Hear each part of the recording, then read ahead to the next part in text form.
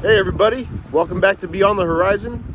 Today we're going to talk about the Bear Flag Revolt in the Independent Republic of California, so I hope you'll join me.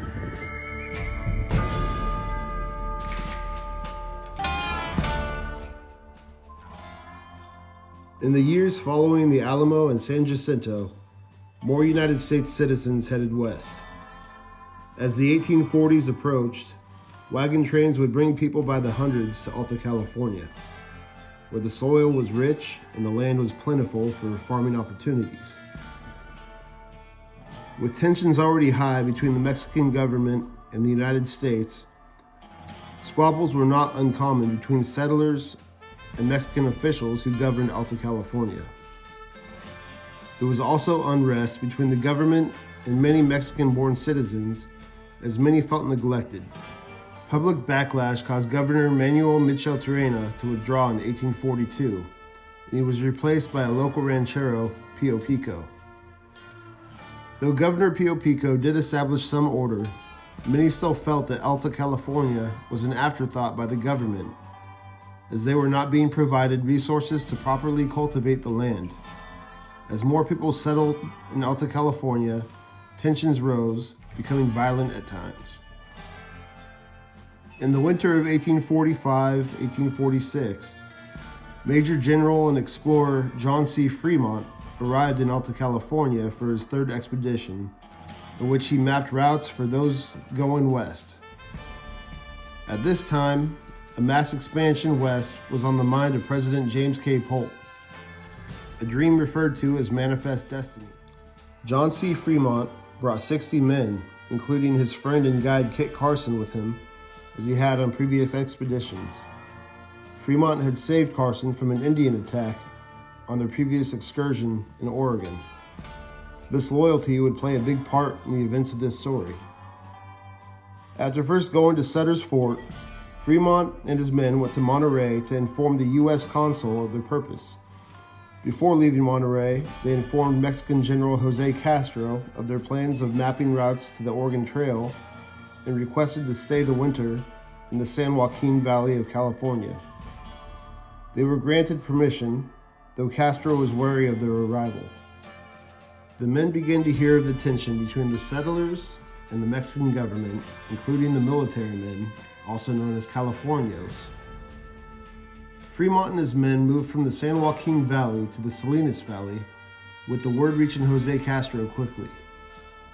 Castro then sent word for Fremont and his men to leave Alta California immediately and go straight to Oregon. He also ordered all undocumented settlers to become Mexican citizens.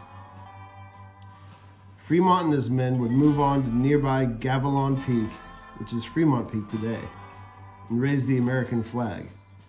Castro took this as a threat and assembled nearly 200 men. Fremont and his group left for Oregon, only to return 2 months later.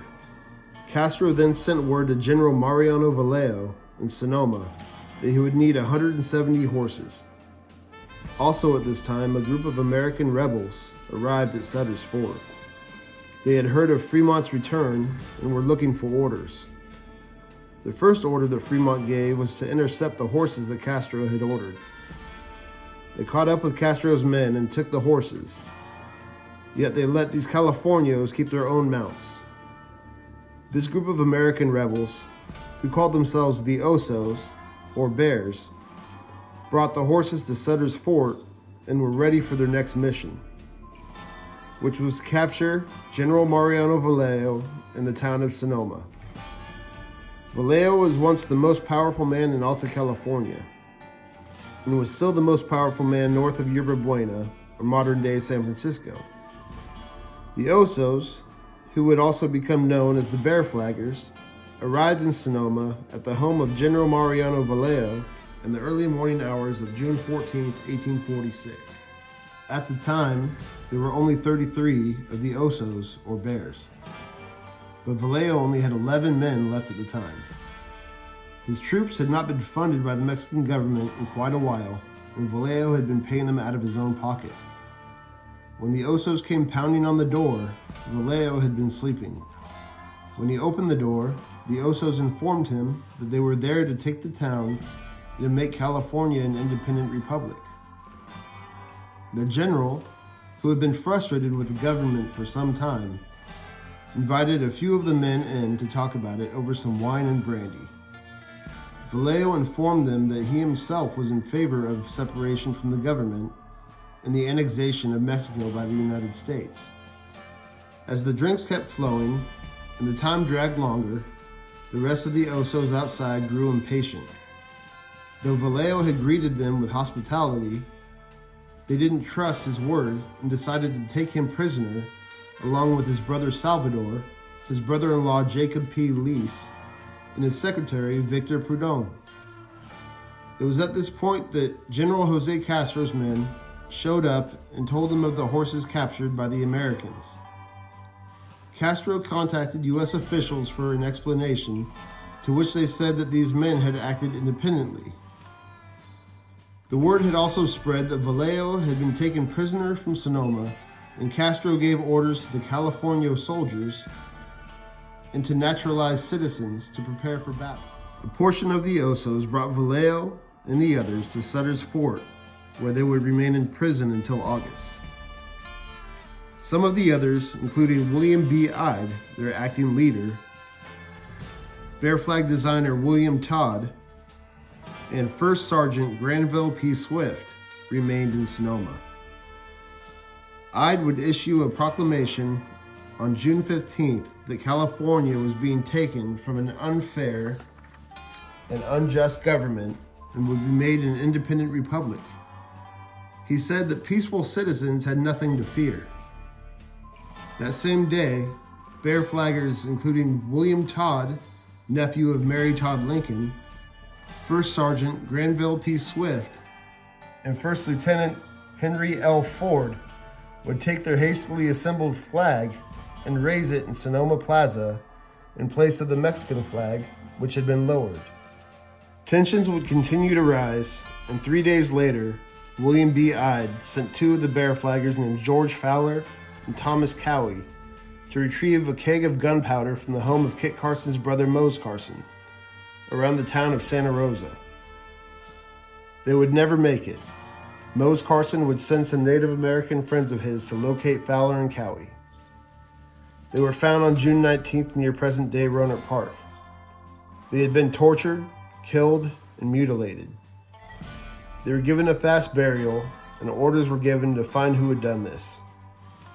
It was found that the men had been killed by a group of California soldiers led by Juan Padilla and a man known as Three-Fingered Jack, who would later be killed alongside Joaquin Murrieta. This group of Californios had also captured William Todd and took him prisoner at Rancho Alampali, which stood between present-day Petaluma and Novato. On June 24th, about 17 of the Bear Flaggers went looking to rescue William Todd and to get even with the men who had killed Fowler and Cowie. They spotted several horses tied up outside of Camilo Anitia's adobe at Rancho Alampali. As they approached the adobe, gunshots rang out. They were in a battle with around 50 Californios. During the battle, William Todd was able to escape. It is said that there was only a death or two on either side, but several were injured. The Osos headed back to Sonoma, while the Californios headed southbound toward the bay. When the Osos arrived in Sonoma, Fremont and Carson were there and wanted to confront the Californios themselves. They rode to San Rafael, expecting to engage in battle when they got there. No one was in sight. They decided to post camp there for a few days. On June 28th, a small boat was spotted on the bay, heading toward them. They signaled for the boat to come to shore, which they did. The occupants were brothers Francisco and Ramon de Haro, whose father was the former alcalde of Yerba Buena, and their uncle Jose de los Reyes Berriesa, whose son was alcalde of Sonoma. Though there was no proof of it, it was thought that the men were carrying information to and from Castro. Kit Carson planned on taking them prisoner, but Fremont told him that they had no room for prisoners. When Carson asked what he meant, Fremont raised his voice and told him to do his duty. Carson shot all 3 men, a decision that he regretted the rest of his life. Fremont, Carson, and their men made their way toward Yerba Buena, where they chartered a boat to the Presidio and Fort Point, underneath where the Golden Gate Bridge sits today. Once there, they disabled the cannons and took San Francisco without resistance. They returned to Sonoma on July 4th, 1846, and declared victory. What they didn't know was that the U.S. Congress had already declared war on Mexico back on May 13th. On July 9th, the Bear Flag in Sonoma Plaza was taken down, and the American flag was raised in its place by U.S. Army Lieutenant Joseph Warren Revere, the grandson of Paul Revere. By the end of July, Fremont and his men officially became the U.S. Army's California Battalion and went on to fight in the Battle for California. I hope you'll come along with me as we visit a few of the sites and a few of the people from the Bear Flag Revolt. Let's go.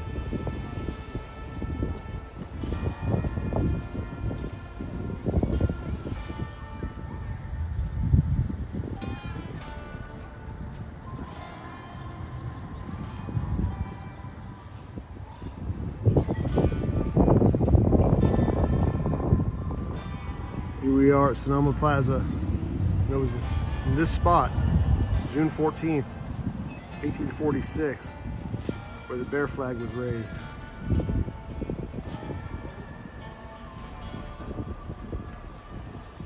going to read that plaque for you guys.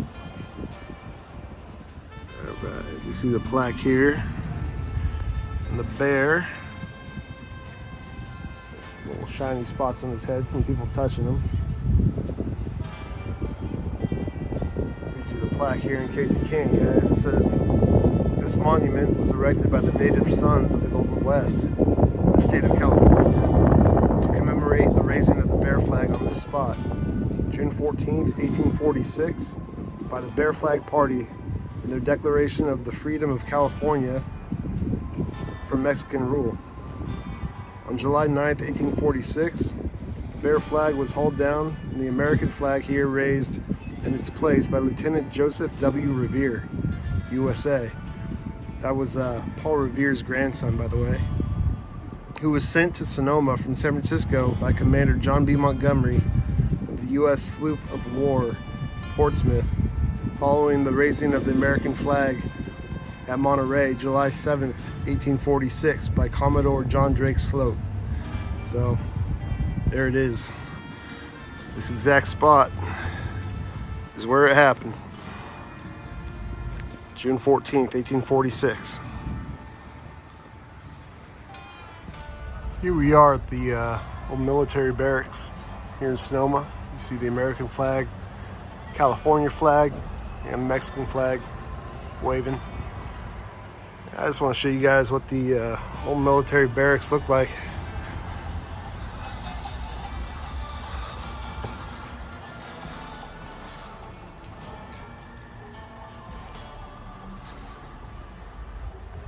So here's what we're looking at.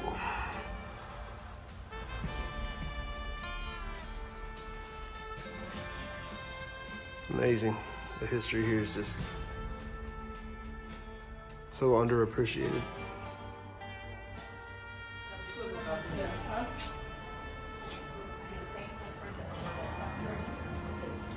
So we see Bear Flag Memorial across the street. The barracks where we just were. Turn this way. And this is where it happened. This is where Vallejo's home stood, where the Bear Flaggers took him. Right here at Sonoma Plaza. And I don't know if you guys can read the it's a whole board over here. I'll show you in a minute, but some words on the ground right here.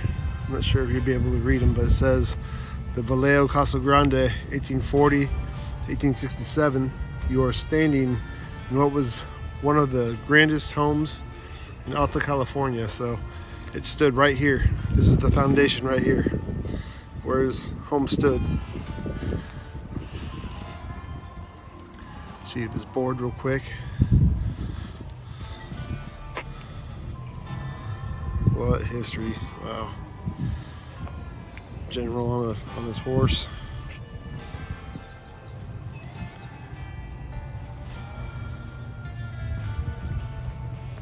Bear flaggers raising the flag. Even shows you what the brand looked like that Vallejo put on his horses back then. Pretty neat. Here's where it happened though, guys. Burned down in 1867. The only thing that still stands today are the servants' quarters right here. Glad this is marked though.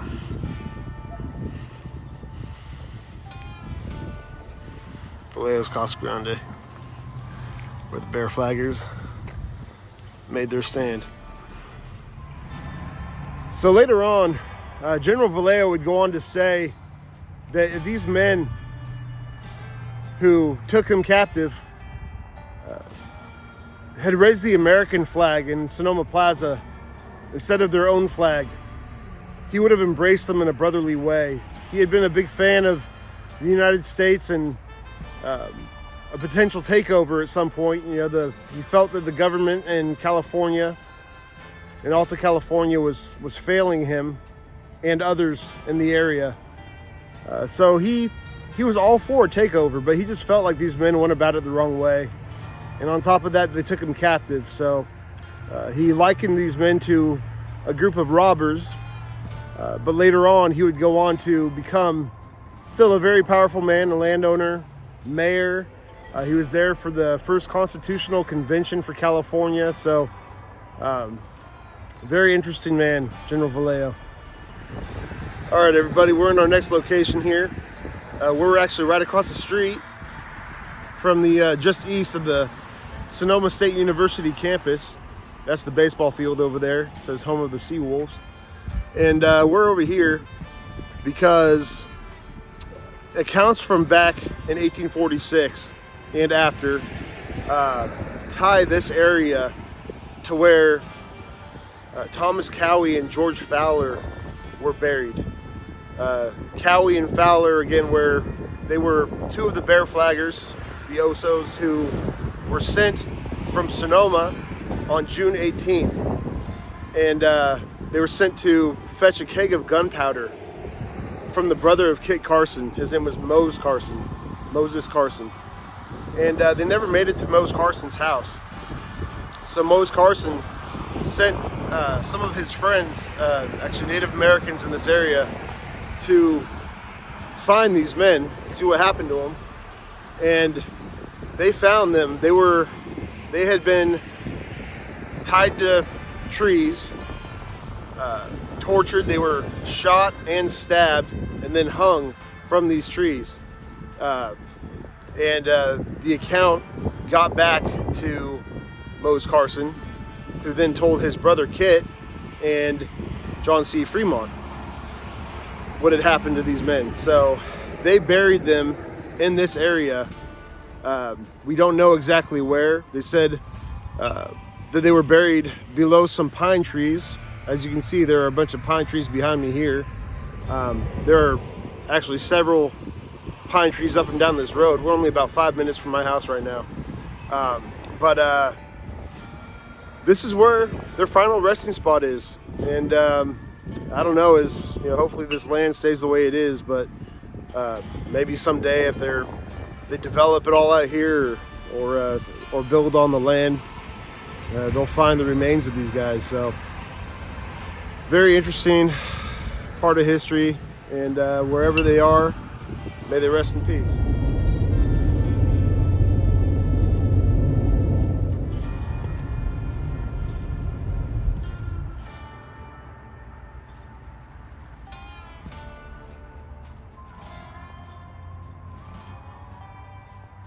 All right, so we've made it to a pretty important location in the story. This is Olompali State Historical Park, and this is where the Battle of Olompali took place. So let's check it out, hear more about it. Very peaceful place. here at Olompali State Historical Park, at least today. But if you were here on June 24th, 1846, right where I'm pointing the camera, you would have seen a big gunfight between the Bear Flaggers and the Californios.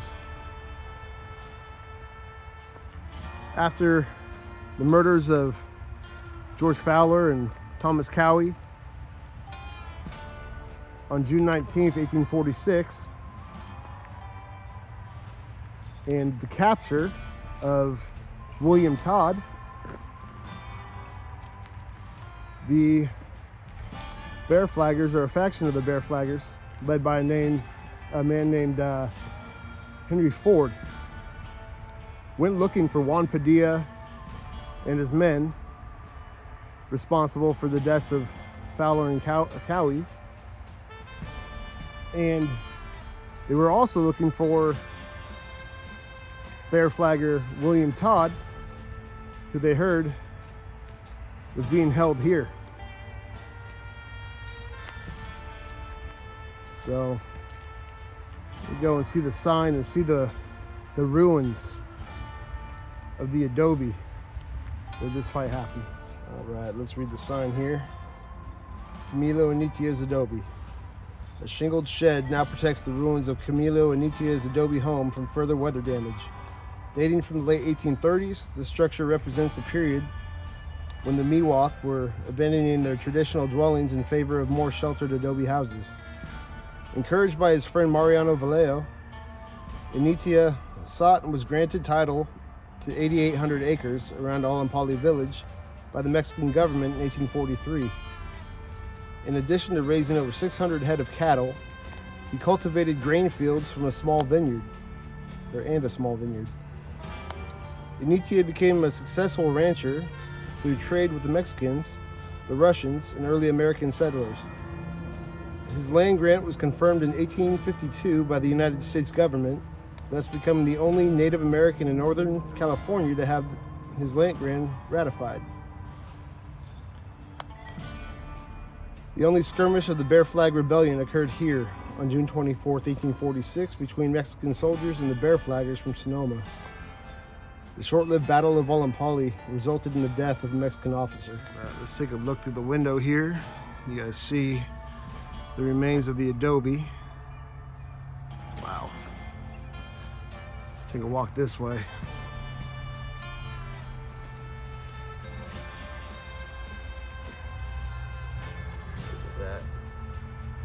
Amazing history here. It's too bad that it's in such a state of decay, but still very neat history to see. It's worth noting that during the battle, as I think I mentioned on the sign back there, there was one fatality on the Californio side, and there were, I believe, several injuries on both sides, both the Bear Flaggers and the Californios. So it's pretty amazing actually that not more people were killed, but come over here. This is the best look we're gonna get.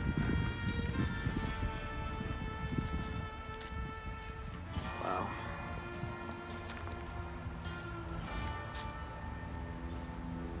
Sorry for the glare. Sun's just in the wrong spot right now. Oh wow.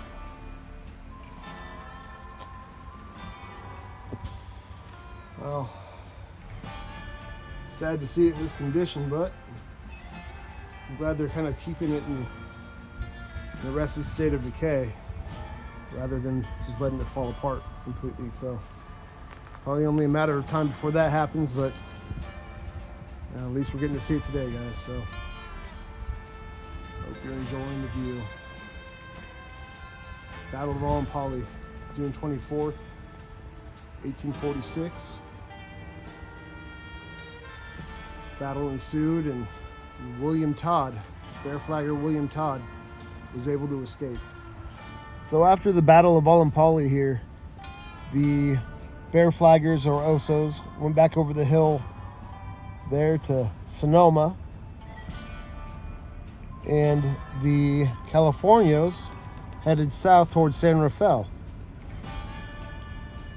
Well, when the Bear Flaggers got back to Sonoma, John C. Fremont and Kit Carson were there, and they wanted to confront the Californios about what they had done to George Fowler and Thomas Cowie. So they rode from Sonoma to San Rafael. When they got there, they were expecting to engage in battle. And instead, when they got there, there was nobody there waiting for them. There was no battle. So they posted camp for a few days. And on June 28th, Fremont and his men noticed a small boat coming toward them on the bay. And they signaled for the boat to come to shore. And on the boat were two young men named Francisco and Ramon Dajaro. And they were on the boat with their uncle. His last name was Berryessa. And the Dajaro twins were sons of the former alcalde, or mayor of San Francisco. And their uncle was the father of, I guess, another cousin of theirs, who was the former mayor of Sonoma. And when they came to shore, Kit Carson, this is where things get a little bit murky. Some say that that these men were transporting dispatches for the Mexican government. Some say they were not. But in either case, Kit Carson had planned on taking them as prisoners of war. And he signaled to John C. Fremont at this point. And he asked him if that was okay. He just told him what his plan was. And Fremont said that he had no room for prisoners.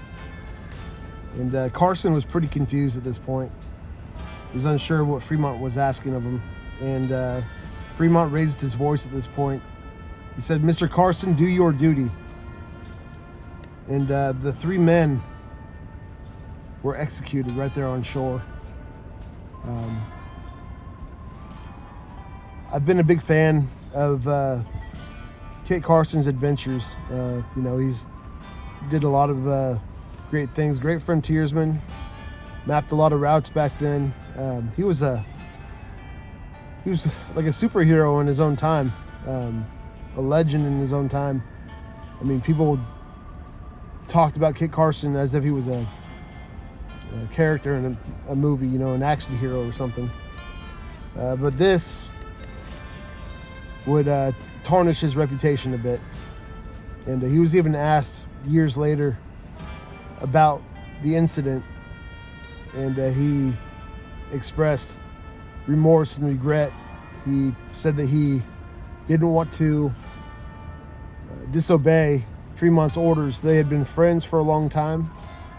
He'd been on previous expeditions with John C. Fremont, and he really didn't want to kill these men, but just his loyalty to Fremont had him following these orders. So definitely not Kit Carson's finest moment. So next I want to take you to a few grave sites of men who were important to the story. We have a few different cemeteries to go to, so let's get to it.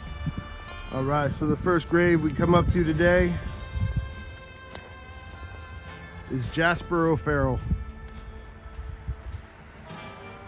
A little closer there so you can see the stone.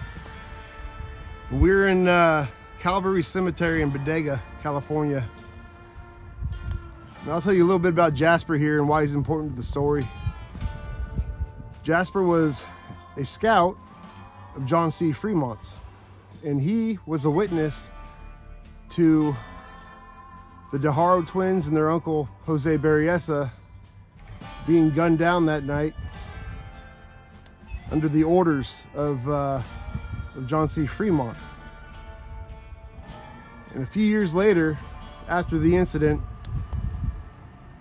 Jasper was drinking with Kit Carson at a bar, and after a few drinks, he decided to ask Kit about his account of that night, what happened.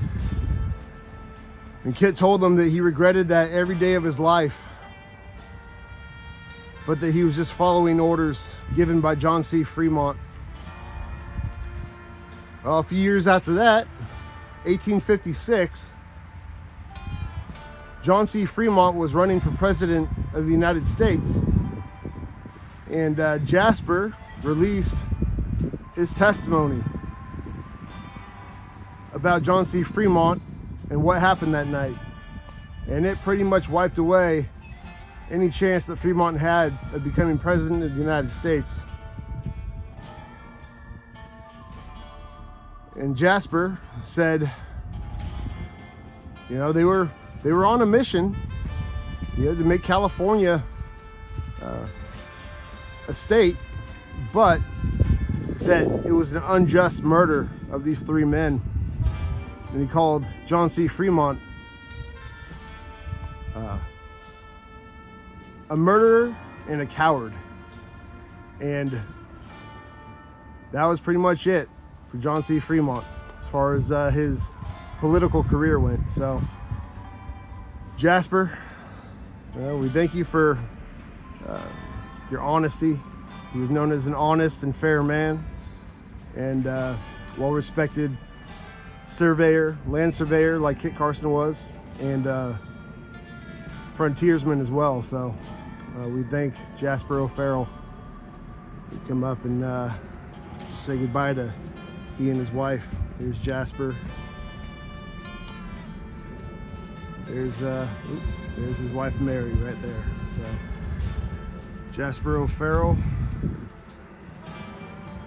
rest in peace. All right, guys, we've arrived at our next location. We're at Rockville Cemetery here in Suisun City.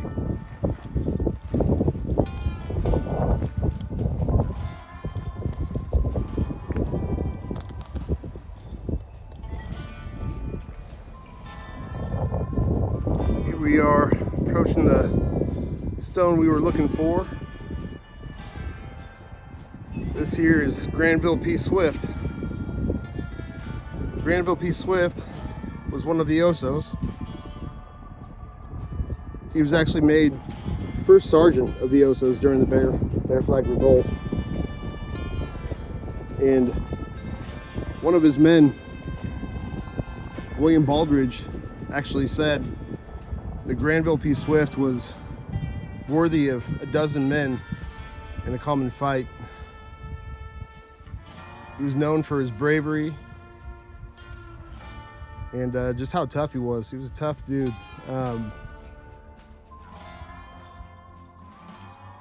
Years later, after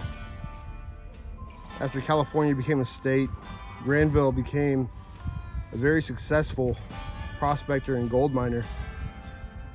And he actually ended up purchasing about 15,000 acres from General Vallejo himself in a funny twist of events. And that his rancho, built a rancho, and that stood somewhere between Petaluma and Sonoma, covering a lot of that ground. 15,000 acres is how much he had. So, pretty successful guy. He was actually prospecting again in April of 1875 when the mule that he was on threw him and then kicked him in the head, and that's how Granville met his end. So let's take a look at his grave. It says, pioneer of California, 1842, as hunter and trapper, member of Bear Flag Party at Sonoma, June 14th, 1846. So pretty important guy to history. And he was also one of the designers of the original Bear Flag, along with William Todd. Very nephew. So this man here, I mean, the flag we have in California now was based on the flag that this man helped create. So thank you, Granville. Rest in peace. So we're here at the Mountain Cemetery in Sonoma, California. And we're going to pay our respects to someone who was important to both the Bear Flag Revolt and to early California history. So let's go.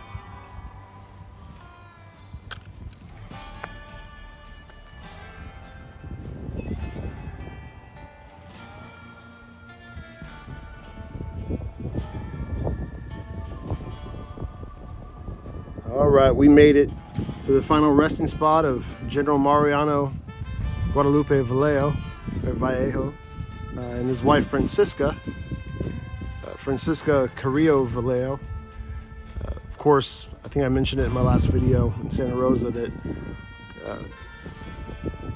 Francisca was the sister of Julio Carrillo, whose grave we visited, and she was the daughter of Maria Carrillo. And the general had all this land in I believe 1837. Maria Carrillo's husband died, and she contacted the general here, her son-in-law, and she ended up coming up here and inheriting a bunch of land. And between the general and her, you know, they were so generous, you know, just with their donations of land and selling land to help make Sonoma County what it is today. And we've been talking a lot about the Bear Flag Revolt here with the general, but also wanted to just talk about some of his other accomplishments. He was the most powerful man in Alta California at one time, and later on he would be the most powerful man north of San Francisco, or Yerba Buena back then. So, and after the Bear Flag Revolt, and after California gained statehood, the general would go to the Constitutional Convention for California. He'd be on the first California State Senate, and then he became mayor of Sonoma here in 1852 and was re-elected in 1860. He also fought or promoted for Native American rights, and also the rights of women to be property owners. So the guy did a lot of good in his life, and here he rests today. So thank you, General, for everything you gave back to the community and for what it is today. Hope you and Francisca both rest in peace. So from the grave of General Vallejo, I just want to thank you guys for watching. It's a lot of fascinating history that I've been wanting to talk about for a long time, so glad I'm finally getting the chance to do that. And I hope you guys like and subscribe to the channel, and I'll look forward to the next one. Until next time, cheers.